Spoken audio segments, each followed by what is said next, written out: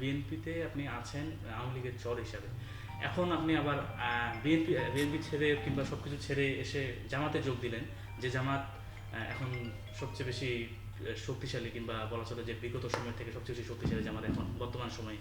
তো এক প্রকার কি এটা অনেকেই বলছেন যে এই আজকে আপনি জামাতে যোগ দেওয়ার পরে যে প্রেস লিস্টের পরে অনেকেই বলছেন যে আপনি এতদিন বিএনপিতে ছিলেন জামাতের চর হিসাবে।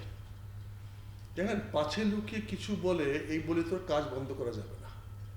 আর কিছু মানুষ আছে যারা শয়তানের বন্ধু, তারা সব কিছুই মানুষের নেতিবাচক দিকটা দেখে।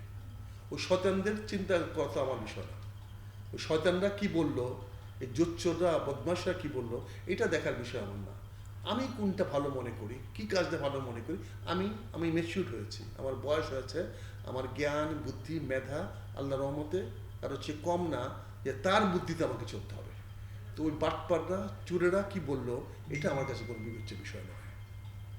আমার জনগণ যারা আমার সঙ্গে থাকে, যারা আমার সঙ্গে চলে, যারা আমার শক্তির উৎস, যারা আমার বিপদে আপদে আমার চারপাশে থাকে, সেই জনগণ কি বলল সেটা আমার কাছে বড় বিষয়। আমার জনগণ আমাকে আজ পর্যন্ত কোনো দলের চর বলে নাই। আমার জনগণ আজ পর্যন্ত আমার কোনো বক্তব্যকে আমার বিশ্বাসঘাতকতা হিসেবে দেখে নাই।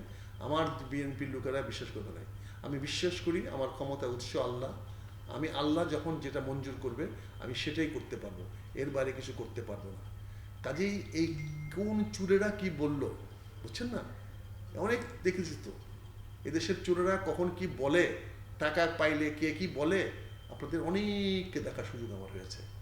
আমার বয়স তো রাজনীতির বয়স, আপনাদের বয়স নেই, মানে কাজে আমি তো দেখে আসতেছি। আমার বয়সের রাজনীতিবিদ বাংলাদেশে হাতে গোনা কয়জন আছে বলেন? আজকে শফিউর রহমান সাহেব হিসাব করে বললো যে আমি তার ঠিক 6 বছরের বড়, কিন্তু আমি তো ওই দলেই অংশগ্রহণ করলাম।